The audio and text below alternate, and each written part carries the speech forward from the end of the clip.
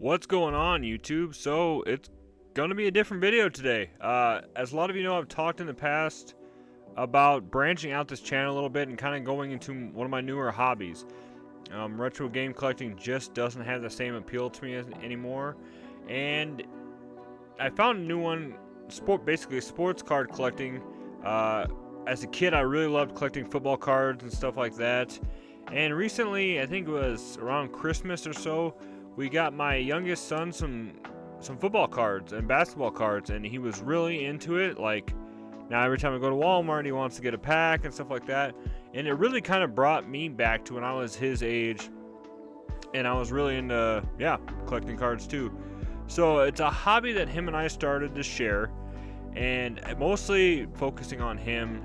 Like I said, we've talked about collection addiction and stuff in the past, so I know if I go too deep into this, I will become obsessed, and then next thing you know, I'm shelling out the same issues that I had with retro games. So I try to keep myself to a budget, and a lot of times what we do is if we buy a box of cards or something like that, I get all the Steelers cards, or we split the packs. I get all the Steelers cards, he gets all the Chiefs cards, and then whatever else we got in our pack, we each get to keep. Most of the time, he ends up with most of the cards anyways.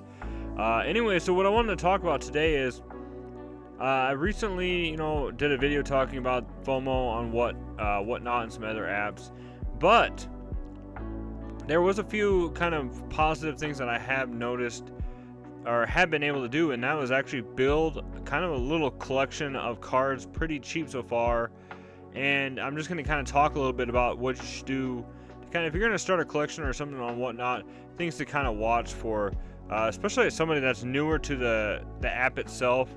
Now, the very first thing I will tell you that a few of these cards I will show you that I actually got for free. So a lot of what I do is I will jump in these, football card streams and stuff like that, and I will kind of just hop on all the givvies. So they, most channels, to keep the audience up, they obviously are giving away cards or packs, every 5 minutes. So, what I would normally like to do is, so I'll find a couple channels that I like. They usually have the lower crowd, 30 to 40 people, and I will just keep doing givey after givey after givey. And now a lot of you are going to see that and be like, oh my god, this guy is just, wasting these people's time and stuff. But here comes to my second tip that I like to talk about is when you do win a givey, then a lot of times after that you get pretty cheap shipping. So originally, a lot of times I see unless I go to a certain stream or something that has a cheaper shipping, a lot of times it ends up being $4 to start with. So that if you're buying a $2-3 card, then you end up paying like $7. Then of course any card after that's cheaper. But if you win a givey on itself, then of course shipping already just drops down to I think it's like $1 or something like that. So a lot of times that's what I will do.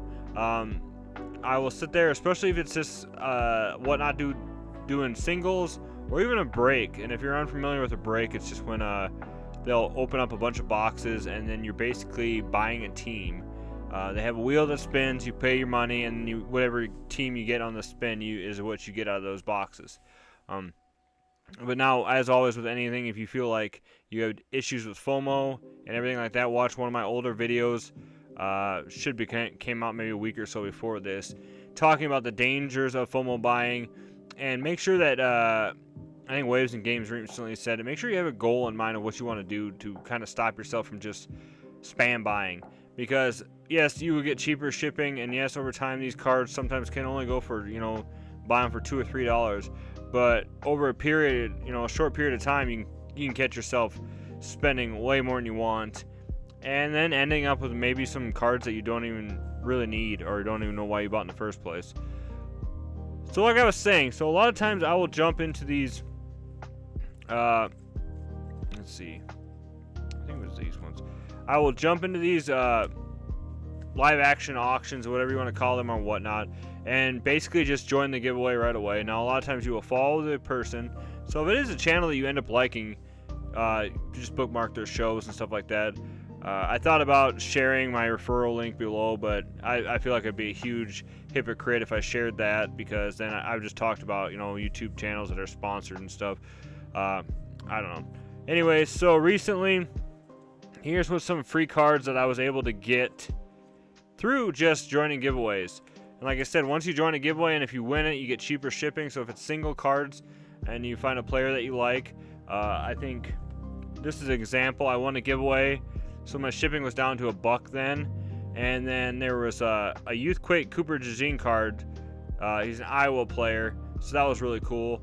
But yeah, so I think I ended up only paying maybe $5 for this, plus $1 basically for shipping.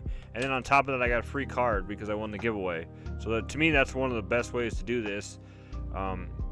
Obviously, sometimes too, if there's no good cards pop up, don't feel like you have to buy something. But so yeah, here's just some random cards that I won in giveaways. This was a, let's see, Charles Barkley. Really cool one. This was back when the USA team back in '92. I was trying to find his address because that's something else that I've been doing, is just sending cards out to try and get autographed. But yeah, I won a random Charles Barkley card. Of course, one last thing, a lot of times these giveaway cards are not going to be worth much. Like this is maybe $1 card, but it's still cool to have. And like I said, if you can build a collection for free, essentially, then why not? Like, it was free. I won the giveaway. I didn't have to pay shipping. It's just a free card. This was another one that was in a giveaway in a random football stream.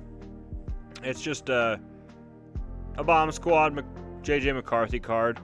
He is the star. Well, this was a star rookie quarterback for the Vikings last year, but ended up getting hurt right away, so that didn't work out. This was another random giveaway. It was actually a Jahmyr Gibbs rookie card from Score with a red border. I think it's like a $10 card or something like that. This one more than like, I mean, something else is something like this. I think it was like a $10 card, $10 to $15. Do I collect Lions? No. I'm more of a Steelers fan and stuff like that, and collect like Iowa and Nebraska players. But I could easily use this as some form of trade bait, or some people say down the road. And this was kind of cool. In this one channel was just giving away a bunch of Jordan cards one day. So we picked up an Upper Deck Collector's Edition Michael Jordan card. A lot of times they will ship it with this painter's tape on top. It's just an easy way. It's easy to remove, and then it also keeps it so it doesn't slide out and stuff like that. And then these last two cards, I actually won a pack that they opened during the stream, and I was blown away by this one. So this one pack had a yellow bordered Michael Penix Jr. card from Donruss. It's a rated rookie press proof. I want to say it was like a $10 card or something too. I know me and my son were a little worried that they weren't going to ship that one out, because it's actually more of a rarer card that came out of the pack. And I've heard people saying a lot of times too that if you do giveaways and you do get something good, prepare that sometimes maybe they'll get a little shady with it and not send it to you. And then this last Rome Odunze, me and my son just picked up a value pack, one each from Target over the weekend, and this was just kind of one of the better cards that I pulled. Once again, $3 or $4 card. Probably will go into, most of this stuff is going to probably end up going into a trade bait pile. Besides, hopefully this Barkley, I'm going to keep looking it up and see if I can find an address to try to send this card to get autographed. But I noticed like LA Beast and a few of my other channels doing some kind of card stuff on the side. It is a fun little hobby to do, especially if you find a hobby that you're interested in. Now, I'm not saying don't go out there and just start spam buying Pokemon cards if you don't know nothing about Pokemon. I would not personally do that right now because I have no knowledge of Pokemon cards nowadays. I just know the original ones, you know, from back when. But that's about all I got to say about that today, guys. This was just kind of a quick little video about what's been going on behind the scenes. If you guys would like to see more videos about this, I kind of keep this little tub over here. I'm going to start throwing some of my giveaway cards and stuff that I win through there, so you guys can see exactly what you can win for free on whatnot. But like I said, I always recommend doing the giveaways, because if anything you do win, you get cheaper shipping, and in the end you can get a couple other cards. So I don't know, I might even start showing off a little bit more of my Cooper DeJean collection coming up, and I collect Steelers cards too, so who knows, guys.